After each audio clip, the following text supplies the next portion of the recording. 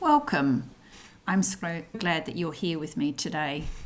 If you are new to this space, my name is Kerry, and this podcast is an extension of my own healing journey, and perhaps yours too. When the Past Still Breathes is about the moments when old patterns, old wounds, and old versions of ourselves unexpectedly make their presence felt.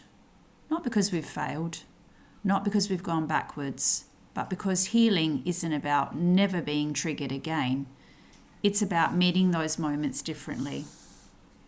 From simply share pages from my own journal, not because I have all the answers, but because I believe there's something deeply healing about hearing someone else's honest reflections.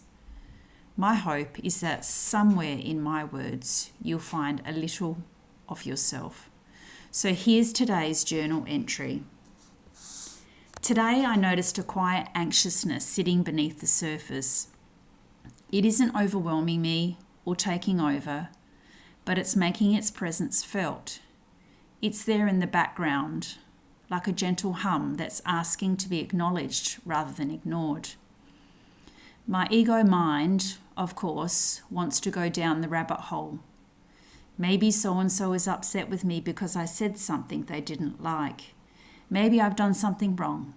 Maybe it's simply those familiar looping patterns of people-pleasing, raising their hand and saying, "Look at me, I'm here." Even though I've healed so much of my people-pleasing tendencies, it doesn't mean they haven't disappeared completely. I don't actually believe healing means you are cured.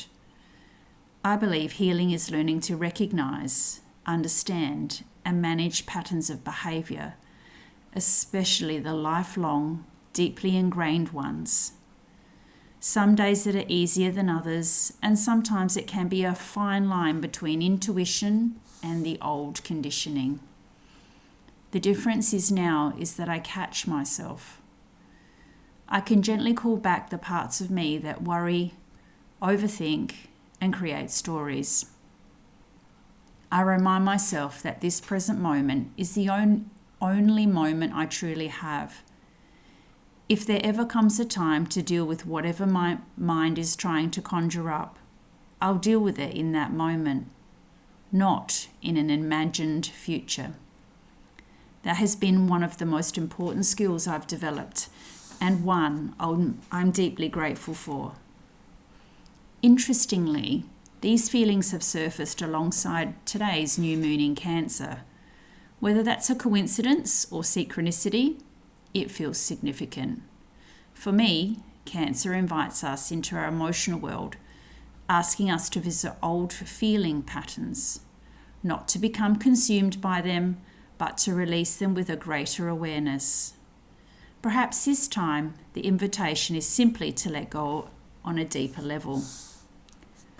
So today, instead of judging these feelings, I'm choosing to witness them. They don't define me, and they don't mean I've gone backwards. They simply remind me that healing isn't linear.